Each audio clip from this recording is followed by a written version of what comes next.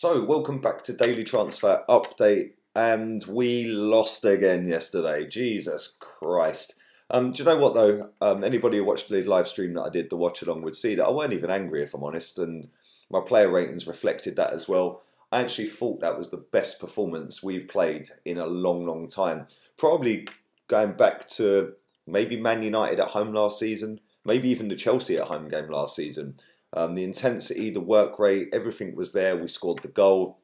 We had a couple of other half chances and everybody was on the same page. But little decisions, little moments of rush of blood, and ultimately we lost the game 2-1. But we've got to pick ourselves up pretty rapid because we've got a game against Man United in a couple of days' time on Wednesday, New Year's Day. Hopefully, fingers crossed, we can start the new year off with a win. We're currently, I think, 17th in the last 8 games on the form guide, which is relegation form, let's be real. And we are in relegation form. Arsenal Football Club, after 20 games in the Premier League season, have 5 wins. Only 2 teams have got less wins than us, and they're both bottom of the table. So we need to fix up real quick. We need to just get an injection of positivity by getting a result somehow. I don't care whether it's a 1-0 going in off the referee's backside. Just get a win. Yesterday, like I said, I thought we played superb. I thought Mesut Ozil was brilliant. I thought Aubameyang was unbelievable. There was other performances. Callum Chambers, before he went off, Maitland-Niles. The whole team played really, really well. And then just that one little rush of blood from Leno. I'm not going to blame him. Listen, the goalkeeper's mistakes are always highlighted. And he has been really, really good this season. He's kept us in so many games. He's kept the scorelines, I wouldn't say respectable, because we're losing to teams that we shouldn't be losing to, but he's kept it from being 3s and 4s instead of 1s and 2s. So yeah, fair play to him. And listen, hopefully he bounces back real quick with a top draw performance against Man United. But we're linked with so many players this January transfer window, and it opens in a couple of days now. It feels like I've been doing these videos forever. I think I started these back in middle of November, end of November, because there's so much transfer news around. But why not start them? But we're linked with so many players, and I wanted to put it out there to you guys because I sit here every day. I see the news going around. I see all the reports going around of players we're linked to, players we're interested in. Wilfried Zaha, Upamecano, Konate, Koulibaly, Lamar. That one comes up every single transfer window. I'm waiting for us to be linked with Julian Draxler. There's another one that we get linked to every single transfer window.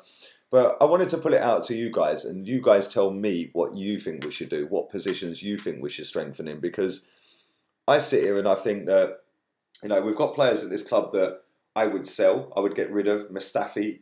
I see Ian Wright on Match of the Day was saying, oh, he's got to sell Mustafi. Well, come on, Ian. Come on, let's get some positivity. Back the team. Back the team. You know, there's no need to be toxic, Ian, when you're sitting on TV to millions of people. You know, and this is what winds me up with some of these ex-footballers, especially an ex-footballer who's played for the club. When they sit and criticise another professional footballer that plays for the club they played for, I think that's muggy. You know, when I'm doing it or other fans are doing it, we're on tiny little accounts compared to the profile these people have got on national TV. Yes, this channel gets a lot of views, but I'd imagine that Match of the Day last night got more views than I had yesterday. So yeah, when Ian Wright's putting his, for me, his muggy opinion out there about Shkodran Mustafi, he shouldn't be doing that on national TV. Yeah, maybe think it, say it off TV, whatever you want to do, maybe whatever. But don't be going putting that all over TV, your social medias or whatever it is you're doing, because that player is going to see your tweet. He is going to see your comments because you are Ian Wright. You are a club legend. You've played for the football club for years. You were our top goal scorer until Thierry Henry came along. And that player, Mustafi, I didn't blame him for that goal yesterday.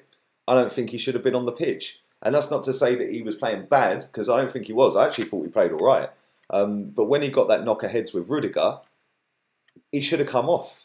You could see he was not right, and I'd be shocked if he plays the next couple of games. I'm adamant that guy was concussed, more so than Socrates and Granit Xhaka have been. So yeah, when that goal went in yesterday, all of a sudden, let's blame Mustafi. Well, no, I ain't blaming Mustafi for that goal. I'm not blaming him for that. And for Ian Wright to come out with that when that's Mustafi's first appearance for God knows how many weeks now, I thought was muggy. And it's not going to do that player any good. Now, we're going to need that player unless we go and buy a player in that position real quick, because Callum Chambers is going to be out. He limped off yesterday. Socrates is going to miss the Man United game through concussion. So there's two centre-backs. What, we're going with Mavropanos, or are we going to have to play Mustafi? Because we're going to have to play Mustafi if he isn't concussed. So if he's not concussed, that's not going to have done him any good. And I think that he should never have said that. I thought it was bang out of order him saying that. But anyway, I'm going to talk about quickly a couple of centre-backs that I think we should go for. Nathan Ake, I've said before. I think that he's strong, he's quick, Premier League proven. Whether that makes any difference or not, I don't know. Some players are proven and still look totally rubbish, don't they? So I don't know. And then obviously Koulibaly, Upamecano. So them three, for me, would be the ultimate. They'd be the best. They'd be the best three. Nathan Ake's not going to be cheap. He comes with that Premier League premium. Yes, obviously I do want Mustafi to go. I do want Granit Xhaka to go. I want other players in the squad to go. I'm not stupid. I know that we're not going to get rid of all of these players in one transfer window. Come the summertime, I think the squad will be ripped to pieces. And rightly so as well. Listen, like I said, we're in really bad form right now. And let's hope we can stay in the Premier League. Otherwise, Jesus Christ, that is just going to ruin us. But yeah, Granit Xhaka, he looks like he's on his way to Hertha Berlin. Yesterday, he was out with illness. Whether you believe that or not is up to you. The fact that his agent came out the other day and said that they've agreed personal terms, with Hertha Berlin, and then he's out with an illness. I don't think so. I ain't buying that. He's gone. And listen, good luck to him. I don't rate him. Don't want him here. See ya. Bye. And we now need to go and replace him. And there's plenty of players out there that we could go and get. And not just in that position. I'm talking any midfield position. And I don't think that when we've got Guendouzi there that we need to actually go out and buy a replacement for Granit Xhaka. Put Guendouzi there, put Joe Willock there. There's two players that can do the job. And then go and buy another midfielder in a different position. Maybe go and buy Decore. You know, that way you've got the box-to-box guy. He is a good player, that Decore. And then you could put Torreira next to Decore, and automatically you've made your midfield better.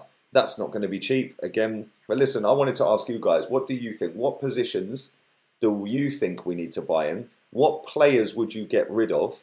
And what players would you buy to replace them? So do a list of players that you'd get and players that they will be replacing. Leave that in the comment section. Don't forget also, it is the end of the year. It is the eve of New Year's Eve. So it's New Year's Eve. And I'm going to be going to record a few videos later on this afternoon. Next couple of hours I'll be doing them. I'm going to be doing a team of the decade, player and goal of the decade as another video. So there's two videos. I'm going to do 10 worst moments of the decade as an Arsenal fan. The 10 best moments of the decade. So that's 4 videos. Then I'm going to do my player and goal as another video, 5 videos of 2019. So I'm going to be busy today. I may drop a couple of them later on tonight. The rest will be dropped on New Year's Eve. Don't forget, I will be back at 5 o'clock as usual with my stream. And I will be back at 9 o'clock with my stream. Tomorrow, New Year's Eve, I will also be doing the streams as normal and the daily transfer. So over the next couple of days, I'm spoiling you lot. You're getting a hell of a lot of videos out of me. So yeah, work rate like Kante, yeah? That could be one of the worst things that we did, was maybe buy Granit Xhaka instead of Kante. Who knows? You'll have to tune in and watch the videos. But do subscribe as well if you are new. Do share the content around. That always helps. It does show me on the analytics and stuff like that. It doesn't show me who's sharing it, but it shows me how many people have shared each video. And also, do go and check out my Facebook. I really want to boost my Facebook up and my Insta. I'm less than 1,000 away from 10k, which means when I get to 10k, I can do the swipe up feature on the story, and you can watch the video straight off of Insta then. But listen, thanks very much for watching. I will be back later on. Until then, laters, peeps.